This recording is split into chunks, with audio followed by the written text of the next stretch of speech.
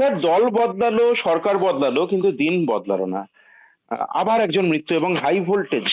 শুভেন্দু অধিকারীর personal assistant, তার মৃত্যু, এইভাবে তার হত্যা, এবং শহর কলকাতার উপকণ্ঠে। কি বলবেন স্যার?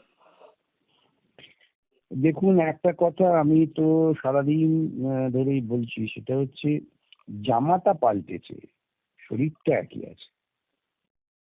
সেজন্যই এই ধরনের ঘটনা যে ঘটবে এ নিয়ে কোনো আশঙ্কারও কারণ ছিল না, ঘটতেই পারে।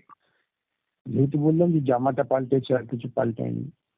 এবং লক্ষ্য করে দেখবেন, যে ভদ্রলোক মারা গেলেন, একজন তরুণ মানুষ, তিনি এক বিশেষ রাজনৈতিক ব্যক্তি, যিনি হয়তো মুখ্যমন্ত্রী পদে আসীন হবেন, তার পদে আত্মসহায়ক।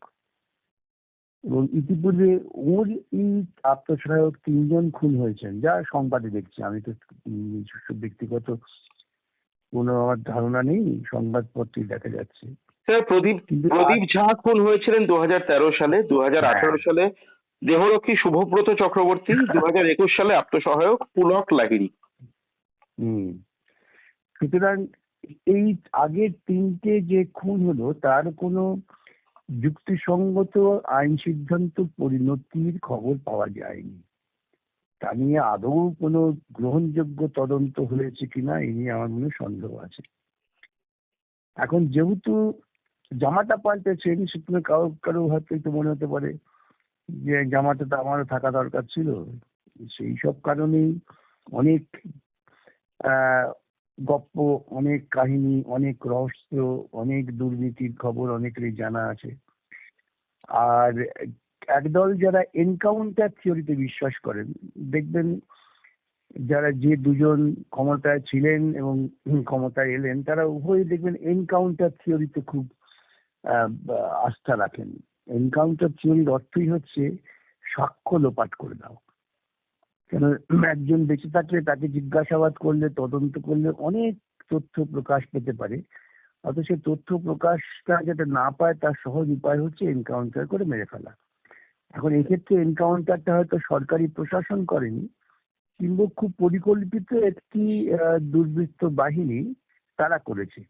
এখন তার পেছনে কোন রাজনৈতিক শক্তির মদদ আছে, পুরনো জামার না নতুন জামার, এটা তদন্ত সাপেক্ষ। তা না হলে এইরকম একটা খুব সংগঠিত, সূক্ষ্মভাবে পরিকল্পিত হত্যাকাণ্ড শহরের বুকে, মধ্যমগ্রাম কিন্তু খুব ব্যস্ত শহর, একেবারেই। এটা প্রত্যন্ত গ্রাম নয় যে যেখানে আশেপাশে কেউ কাউকে দেখতে পাবে না। খুন করে তারা চলে গেলেন নির্বিঘ্নে। সুতরাং এটাও আসল তথ্য বেরোবে কিনা, এটা নিয়েও কোনো তদন্ত যুক্তিসঙ্গত পরিণতির দিকে যাবে কিনা, এ নিয়ে আমার মনে কিন্তু প্রশ্ন আছে।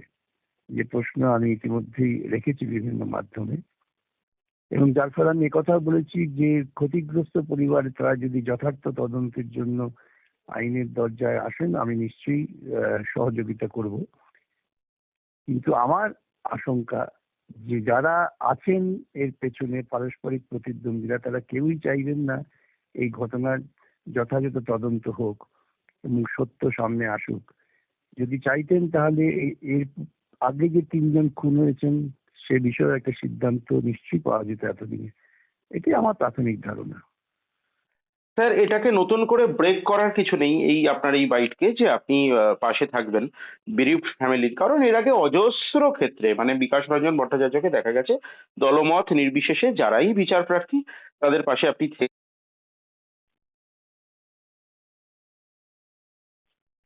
বারবার করে শুভেন্দু অধিকারী হ্যাঁ। আত্মসহায়ক বলুন, তার দেহরক্ষী বলুন। কেন স্যার, কি মনে হয়? হম। আপনার কথাটা কেটে গেছে, শোনা যায়নি। হচ্ছে স্যার, আমার প্রশ্ন আপনি শুনতে পাচ্ছেন? স্যার, আপনি শুনতে পাচ্ছেন? হ্যাঁ, হ্যাঁ, হ্যাঁ, হ্যাঁ। স্যার, আমার প্রশ্ন হচ্ছে, আপনি যে বিরিফড ফ্যামিলির পাশে থাকবেন সে নিয়ে নতুন করে বলার কিছু নেই। দলমত নির্বিশেষে অতীতেও বারবার করে বিভিন্ন শোকগ্রস্ত পরিবারের পাশে, বিচার প্রার্থী পরিবারের পাশে আপনি দাঁড়িয়েছেন। আমার প্রশ্ন হচ্ছে, হুম, হুম। শুভেন্দু অধিকারীর পার্সোনাল অ্যাসিস্ট্যান্ট, তার দেহরক্ষী, তাদের ক্ষেত্রেই বারবার এরকম ঘটনা কেন ঘটতে থাকছে স্যার? আমি তো সেটাই বললাম, আপনি আমার ইঙ্গিতটা যদি নজর করে থাকেন, যে জামাটা পাল্টেছে, আর তো কিছু পাল্টায়নি। রাজনৈতিক চরিত্র, রাজনৈতিক লক্ষ্যমাত্রা, প্রশাসনকে ব্যবহার করা, এই সমস্ত রকম যুক্ত পরিবেশ রয়েছে। যারা বিজেপি তারাই তৃণমূল, বা যারাই তৃণমূল তারাই বিজেপি, ব্যতিক্রমী দু চারজন ছাড়া। সুতরাং চরিত্রটা তো একই থাকবে এবং ঘটনাক্রম একই রকম ঘটবে। সেই জন্য খুব বিস্মিত হওয়ার কিছু নেই। ওই যে বললাম, তথ্য লোপাট করার সহজ পদ্ধতি হচ্ছে কোন একজন নির্দিষ্ট ব্যক্তিকে খুন করে উড়িয়ে দাও, এনকাউন্টার করে উড়িয়ে দাও। স্যার এনকাউন্টারের তত্ত্বটা আমরা গত কয়েক বছর ধরে খুব শুনতে পাই। একটি রাজ্যের মুখ্যমন্ত্রী এনকাউন্টার করছেন, সেই কথা শুনে এই রাজ্যের পুরনো নতুন শাসকরা তারাও খুব এনকাউন্টারে উৎসাহিত হতেন। তারা ওই বুলডোজার রাজনীতির পক্ষপাতী, তখনও বুলডোজার চলেছে, এখনো চলছে গরিব মানুষের উপরে। সুতরাং এই সত্য প্রকাশিত হবে কিনা আমার মনে সন্দেহ আছে।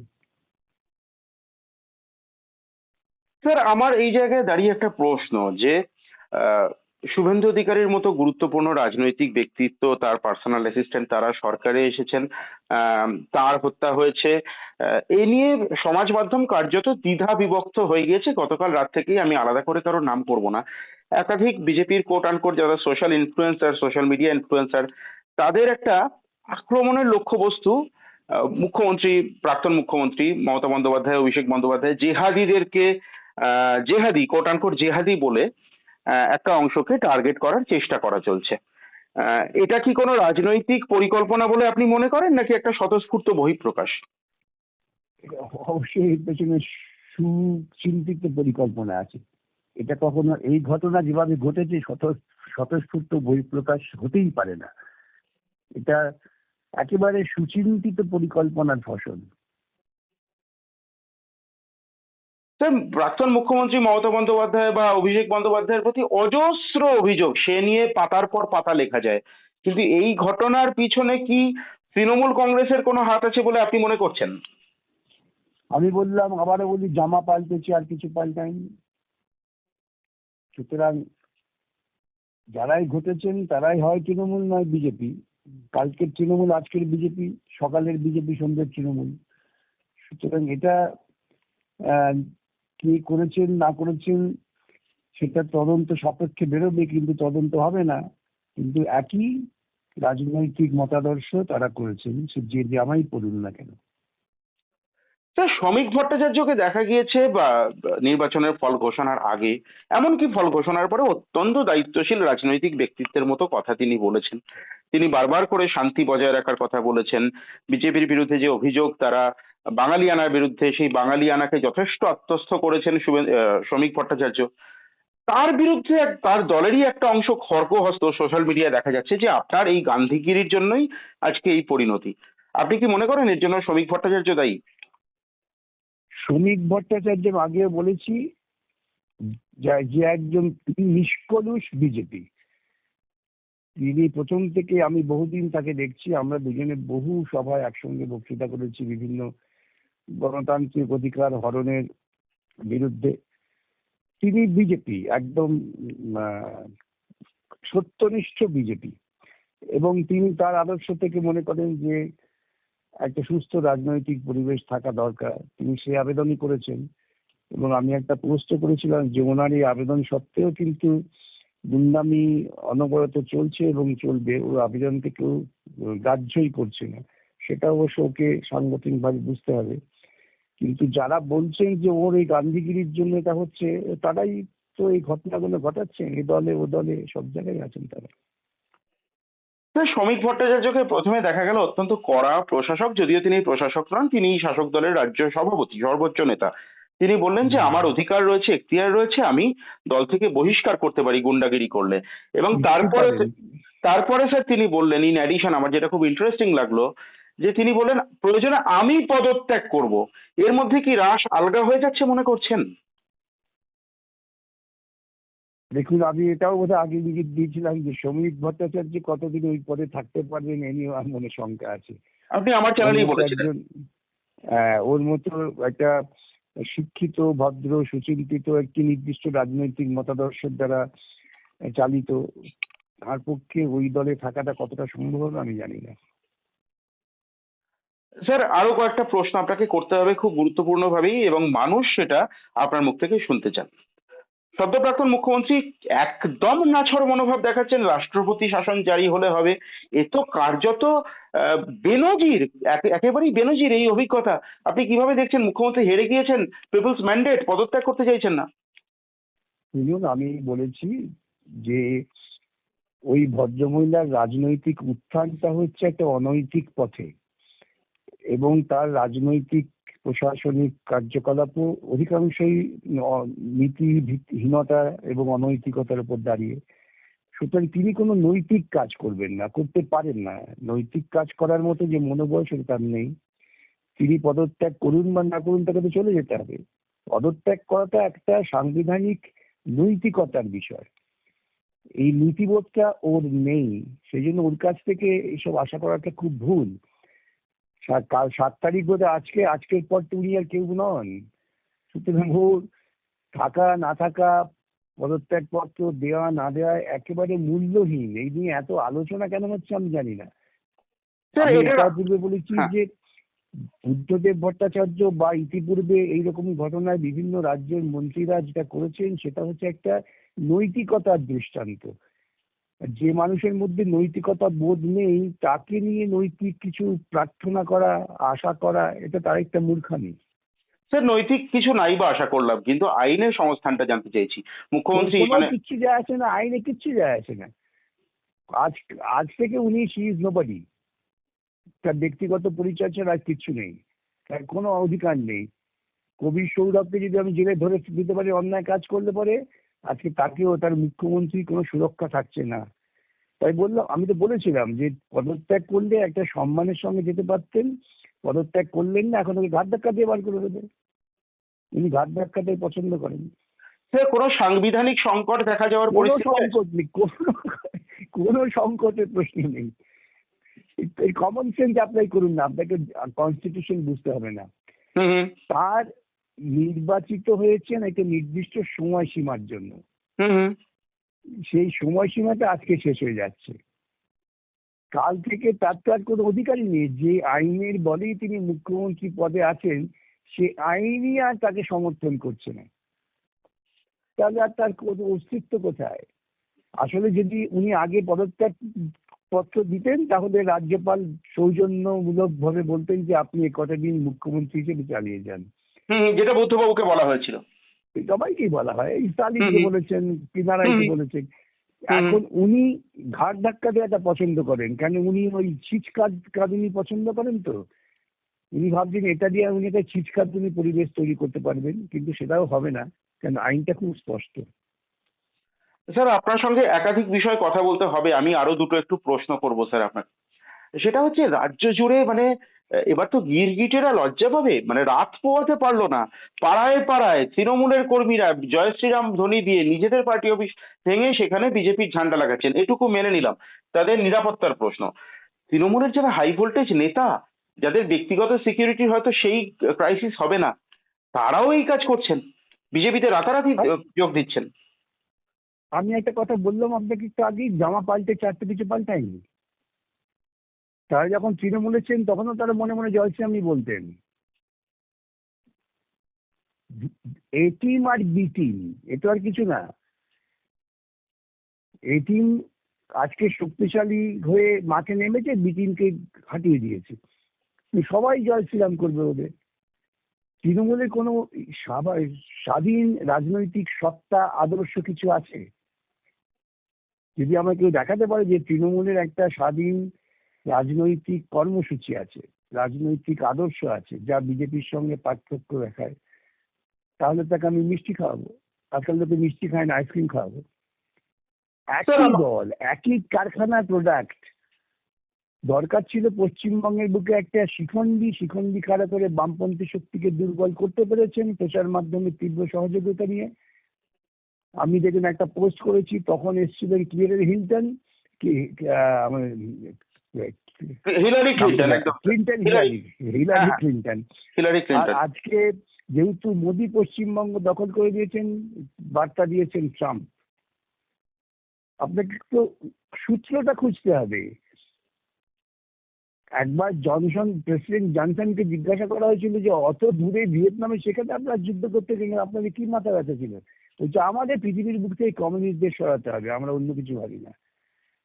সেই জন্য পশ্চিমবঙ্গ ছিল বামপন্থীদের একটা শক্তিশালী ঘাঁটি, সেটাকে যেভাবেই হোক, আমাদের দুর্বলতা আছেই, সেই দুর্বলতার সুযোগ নিয়েই যখন টিম এলেন তখন হিলারি ক্লিন্টন গেলেন, কত উল্লাস আমাদের পত্রপত্রিকায়, ক্লিন্টন চলে এসছে। আজকে দেখলাম তার মোদিকে প্রশংসা করেছেন টুইট করে ট্রাম্প, যে ট্রাম্প নিজে বিশ্ব রাজনীতিতে অত্যন্ত একদম হাস্যাস্পদ ব্যক্তিত্বে পরিণত হয়েছেন, তিনি এদিকে খুব উল্লসিত, যেটা পশ্চিমবঙ্গের বুকে একেবারে সরাসরি দক্ষিণপন্থীরা ক্ষমতা দখল করে নিয়েছে। স্যার এই নিয়ে অবশ্যই আপনার সঙ্গে একটি সম্পূর্ণ পর্ব করব, আমি এখনই কথা দিচ্ছি দর্শককে। যে অনেকে ব্যঙ্গ করতে পারেন যে পশ্চিমবঙ্গে বামপন্থীরা ক্ষমতায় রইলো কি রইলো না তাতে আমেরিকার মতো বৃহৎ শক্তির কি যায় আসে, কিন্তু যায় আসে।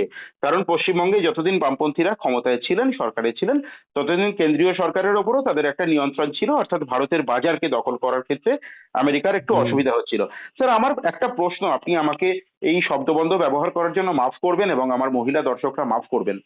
স্যার মেয়ে ছেলেদের আলাদা করে ধূমপান করলে কোনো শারীরিক অসুবিধে হয় কিনা বা বায়ুমণ্ডলের কোনো ক্ষতি হয় কিনা সেই নিয়ে আমি একজন চিকিৎসক এবং একজন সমাজকর্মীর সঙ্গে কথা বলেছিলাম, পরিবেশবিদের সঙ্গে। তারা বললেন না, পুরুষ নারী নির্বিশেষে ধূমপান সবার জন্য সমানভাবে ক্ষতিকর, এবং বায়ুমণ্ডলের জন্য ক্ষতিকর। সেক্ষেত্রে দেখা গেল একজন বিজেপির কোট আনকোট কারিয়াকর্তাকে তিনি ফতোয়া দিলেন একজন ব্যবসায়ীকে, যে মহিলাদের, মেয়ে ছেলেদের এখানে বসে সিগারেট খাওয়া যাবে না। কিভাবে দেখছেন? দেখুন, আমি একটা কথাই বলতে পারি, শিক্ষিত ক্ষমতায়িত মহিলারা ঝাঁটা নিয়ে পরিষ্কার গিয়ে ওই বিজেপির নেতাকে বলুন আপনি মন্তব্য প্রত্যাহার করুন। এরা লেখাপড়া করেননি, শিক্ষা এদের নেই, এরা সম্পূর্ণভাবে মনুবাদী সংস্কৃতি, তাও লোকের মুখে শোনা, হোয়াটসঅ্যাপ ইউনিভার্সিটি থেকে শিক্ষিত করে সেটা জীবনে কার্যকর করার চেষ্টা করছেন। ধূমপান ক্ষতিকারক সবার জন্যই, একেবারেই। কিন্তু সেটাকে মহিলাদের বলে তিনি প্রকৃতপক্ষে কিন্তু একটি সম্প্রদায়কে অচ্ছুত প্রমাণ করতে চাইছেন। এটা মৌলবাদী সংস্কৃতির ফল। আমরা যে বারবার চিৎকার করি, আমি যে বারবার বলি যে প্রকৃতপক্ষে মনুবাদী চিন্তা ভারতবর্ষের বুকে চালু করবার জন্য বিজেপি আরএসএস উঠে পড়ে লেগেছে। সেখানে মেয়েরা তাদের কাছে একমাত্র বিনোদনের বিষয়বস্তু, এবং সেই জন্যই ধর্ষণটাও এত পশ্চিমবঙ্গ সহ ভারতবর্ষে বেড়ে গিয়েছে। ধর্ষণ আগেও হতো, কিন্তু সেটা ঘৃণ্য ছিল, একটা ধর্ষণের পরে গোটা সমাজ চিৎকার করে উঠতো। এখন ধর্ষণ হওয়াটাকে স্বাভাবিক ব্যাপার করে দেওয়া হয়েছে, মমতার আমল থেকে শুরু হয়েছে সেটা, এটা চলছে। কেন? মনুবাদী সংস্কৃতিকে কার্যকর করো। তাই বলছি মেয়েরা, আমি শুনছিলাম, আমার তখন এত রাগ হচ্ছিল, কিন্তু তারপরে দেখলাম একজন মহিলাও তিনি কমেন্ট করেছেন, আমি ভাবলাম নিশ্চয় মহিলারাই রুখে দাঁড়াবেন এটা নিয়ে। স্যার আমি আর দুটো মাত্র প্রশ্ন করব আপনাকে, অনেকক্ষণ সময় নিয়ে ফেলছি। আহ, আপনি আজকে অবশ্যই নির্বাচনী রাজনীতিতে পরাজিত হয়েছেন, কিন্তু আজকে বিজেপির এই যে সাফল্য বা সাধারণ মানুষের যে মুক্তি পাওয়ার যে মনোভাব, যে লড়াই করার মনোভাব, তার অনেকটা ঐতিহাসিকভাবেই সত্য যে আপনার অবদান লড়াইয়ে, আদালতে একের পর এক লড়াইয়ে আপনি পরাভূত করেছেন রাজ্য সরকার। আমার প্রশ্ন হচ্ছে, আরটিআই করে কোনোভাবে কি এটা জানা সম্ভব যে রাজ্য সরকার কোষাগার থেকে জনবিরোধী একের পর এক মামলার জন্য আহ, উকিলদের পিছনে কত টাকা ব্যয় করেছেন? কপিল সিব্বল, হ্যাঁ, অভিষেক মনু সিং। ইতিমধ্যে তো কেউ কেউ এটা তো জেনেছেন, রিপোর্ট দিয়েছেন তো, নিশ্চয়ই সম্ভব। কোটি কোটি টাকা। ইতিমধ্যে যে সংবাদ পাওয়া গিয়েছে, একজন আরটিআই করেছিলেন যে 65 কোটি টাকা দুজন তিনজন আইনজীবীকে দেওয়া হয়েছে, আর সমস্ত আইনজীবী সব মিলিয়ে হিসেব করলে তো আরো বাড়বে। স্যার এই টাকা জনগণের টাকা, আপনি নৈতিকতার জনগণের প্রশ্ন টাকা। তুলবেন, আপনি নৈতিকতার প্রশ্ন তুলবেন যে মমতা হ্যাঁ, বন্দ্যোপাধ্যায় অনৈতিক, কিন্তু আইনি সংস্থান কি? জনগণের টাকা যে এই পরিমাণ ব্যয় হয়ে গেল, এর ক্ষতিপূরণ কিভাবে হবে? এতে ক্ষতিপূরণ হতে পারে না। জনগণ তাদের অধিকার দিয়েছেন, তাদের জনগণ নির্বাচিত করেছেন, তো কি করা যাবে? নির্বাচিত করেছেন জনগণ, ভেবেছিলেন তারা জনগণের মঙ্গলে কাজ করবেন, জনগণের অমঙ্গলে কাজ করছেন। আজকেই আমার কাছে একজন শিক্ষা চাকরি প্রার্থীরা এসেছিলেন, তারা বলে গেলেন যে স্যার আপনার কর্মের ফলটা কিন্তু অন্য লোকে নিয়ে গেল। নিল, কি করা যাবে, তোমরা লড়াই চালিয়ে যাও, দুর্নীতির বিরুদ্ধে লড়াই করো, স্যার লড়াই চলবে। হ্যাঁ, স্যার খুব অবাক লাগছে, মানে তৃণমূলের একের পর এক হেভিওয়েট নেতা, যাদেরকে বাঘ, যাদেরকে এমনকি ঈশ্বরও ভয় পেতেন বলে মনে করা হয়, গাছের পাতা নড়তো না, তারা কিভাবে মিয়ে পড়েছেন। একজন তৃণমূলের সিটিং কাউন্সিলর, তিনি হাউ হাউ করে প্র্যাকটিক্যালি কাঁদছেন, তার বাড়িতে দুটি মাত্র ঢিল পড়েছে। আপনি ভেবেছিলেন স্যার তৃণমূল কংগ্রেসের নেতারা মানসিকভাবে এত দুর্বল? রাজনীতি করেন তো। নিশ্চয়ই দুর্বল। তা না হলে ভাবতে পারেন এত সিকিউরিটির দরকারটা কি? আমি তো বুঝতে পারছি না। আমার তো ভালো লাগলো আজকে দেখে যে ডোমকলে রানা বলেছে যে আমারই কথার পুনরাবৃত্তি করেছে, কিসের সিকিউরিটি, জনগণ আমার সিকিউরিটি। হুম হুম। যারা সিকিউরিটি নিয়ে ঘোরেন তারা নিজেরা মানসিক দিক থেকে এতটা আতঙ্কগ্রস্ত থাকেন কল্পনা করতে পারবেন না, সেই জন্য সিকিউরিটি নিয়ে ঘোরা। আর তৃণমূল দলে যারা ছিলেন ব্যতিক্রমী দু চারজন ছাড়া কারোর তো নিজস্ব কোনো নীতিবোধ নেই। তারা তো ক্ষমতার গর্বে আস্ফালন করছিলেন। তারা ভাবতে পারেননি যে এত তাড়াতাড়ি তাদের স্বপ্ন চূড়ার থেকে নিচে নেমে আসতে হবে। স্যার আমার একেবারে শেষ প্রশ্ন, বুলডোজার সংস্কৃতি আমার আপনার শহর, আমার আপনার রাজ্যে স্যার প্রবেশ করলো। নিউ মার্কেট আমাদের প্রাণের জায়গা, সেখানে কলকাতা আমাদের প্রাণের শহর, বিভিন্ন জায়গায় কি তাণ্ডব চলেছে আপনি দেখেছেন। আমি আলাদা করে নিশ্চিত না হয়ে অবশ্যই কোনো রাজনৈতিক দলের দিকে আঙুল তুলবো না, কিন্তু সংস্কৃতির দিকে আঙুল তো তুলতেই পারি, রাজনৈতিক সংস্কৃতির দিকে। কালকে আপনার দল পথে নামছে, আগামী দিনে আপনাদের লক্ষ্যমাত্রা, আপনাদের লক্ষ্য কি, আপনাদের দিশা কি? দেখুন, এই কিছুক্ষণ আগেই আমাকে এক ভদ্রলোক ফোন করলেন, বললেন স্যার আমরা বিধাননগর স্টেশনের সংলগ্ন এলাকায় হকারি করছি বিগত 20-30 বছর ধরে, 200 পরিবার আমাদের বলেছে 10টার মধ্যে উঠে যেতে হবে, স্যার কিছু করুন। আমি তাদের চিনি না, তারা আমার ফোন নাম্বার জোগাড় করে ফোন করেছে। আমি আমার যারা ওইখানকার বন্ধু বান্ধব তাদের বললাম গিয়ে প্রতিরোধ করো, ঠেকাও, আইনটা তো পরে দেখা যাবে। এবং পাশাপাশি একটা দৃষ্টান্ত বলা দরকার যা কখনো বলা হয় না। লেক গার্ডেন্স স্টেশন থেকে তাদের তুলে দেওয়ার জন্য রেল কর্তৃপক্ষ আদালতে গিয়েছিলেন এবং তাদের নিয়ে তখন লড়াই করছিলেন সৌগত রায় যে কিছুতেই তোলা যাবে না। রেলমন্ত্রী ছিলেন মমতা। রেল মন্ত্রক থেকে তাদের কিন্তু পুনর্বাসন দেওয়া হয়নি। তাদের পুনর্বাসন দিয়েছিলেন এক কথায় বুদ্ধদেব ভট্টাচার্য আমার একটা অনুরোধে। দশ তখন আপনি একর মেয়র, জমি তখন আপনি আমি মেয়র। তখন নিয়ে 10 একর জমি নোনাডাঙ্গায় আমাকে কমিশনার অফ পুলিশ এসে বললেন যে স্যার হাইকোর্ট থেকে অর্ডার দিয়েছে 48 ঘন্টার মধ্যে এদের মেরে তুলে দিতে হবে। আমরা মেরে তুলে দিতে পারি কিন্তু হতাহত হয়ে যাবে, বাঁচান কি করব। আমি সঙ্গে সঙ্গে সেদিনই একটি এই দেখছেন আপনার মল্লিক বাজারের মধ্যে যে ইনস্টিটিউট অফ নিউরো সায়েন্সেস তৈরি হয়েছে, একদম। সেটার উদ্বোধন ছিল। সেখানে আমি বুদ্ধদাকে বললাম যে এই ঘটনা অবিলম্বে আপনাকে ব্যবস্থা করতে হবে, জমি দিতে হবে। হুম হুম। বুদ্ধদা সঙ্গে সঙ্গে বললেন যে এক্ষুনি অশোক ভট্টাচার্যের সঙ্গে কথা বলুন। হুম হুম। আমি অশোকদার সঙ্গে কথা বললাম। অশোকদা বললেন এই যে আমার এত দামি জমি কোথায় দেবো। আমি বললাম দাম পরে, মানুষের জীবন আগে। হুম হুম। নোনাডাঙ্গায় সেখানে আমরা তাদের পুনর্বাসন দিয়েছিলাম এবং এটাও স্বীকার করি আমি, সৌগতবাবু পরে এসে আমাকে ধন্যবাদ জানিয়ে গিয়েছিলেন। স্যার এই ইতিহাস আপনি রেল আমার চ্যানেলে। মন্ত্রকের দায়িত্বে কিন্তু হ্যাঁ তারা হ্যাঁ। ছিলেন। আজকে বিজেপি তারা ক্ষমতায় এসছেন, রেল দপ্তর তাদের, এই 200 হকারির পুনর্বাসন না দিয়ে তুলে দেওয়া যদি হয় তাহলে হকার বন্ধুরা নিশ্চয়ই হাতে লাঠি তুলে নেবেন। স্যার এই ইতিহাস আপনি আগেও বলেছেন স্যার, আমার এক্ষেত্রে একটা প্রশ্ন আমাকে জুড়ে দিতে হবে। স্যার আদালতের লড়াই, আইনি লড়াই পরপর পরাজয়, একবার মিমি চক্রবর্তীর কাছে, একবার আমার আপনার প্রতিদ্বন্দ্বী বিজেপি প্রার্থীর নামটা এই মুহূর্তে মনে পড়ছে না। আহ, কেমন লাগছে স্যার? হেরে গেছি, মানুষ গ্রহণ করেনি, মানুষকে বোঝাতে পারিনি। আমার আদালতে যখন মামলা করতে গিয়ে অনেক ভালো মামলা হেরে যায়নি, ভাবি আমি বিচারপতিকে বোঝাতে পারলাম না, সেরকমই ভেবেছি আমি। এর থেকে বেশি কিচ্ছু মনে করিনি। কেন আমি জিতলে পরে তো আমার খুব বেশি ব্যক্তিগত উল্লাস বা ব্যক্তিগত কোনো সুবিধের ব্যাপার ছিল না আমার কাছে। আমি সবসময় লড়াইটাকে সেভাবেই নিই। আর আমি একটা কথা খুব বিশ্বাস করি, এটা বড় কথা মনে করবেন না, সে গুরুদেব রবীন্দ্রনাথের কথা, ভালো মন্দ যাহাই ঘটুক সত্য বেলাও শহরে, আমি সেই দর্শনে বিশ্বাস করি। আগামী দিনে বিকাশ রঞ্জন ভট্টাচার্যকে পশ্চিমবঙ্গবাসী কি পুরনো ফর্মেই পাবেন? হ্যাঁ, আমি যতক্ষণ দেহে আছে প্রাণ, প্রাণ পৃথিবীর জটিলা। এরপর কিছু বলার থাকে না স্যার, অনেক ধন্যবাদ এতটা সময় দেওয়ার জন্য। ভালো থাকবে।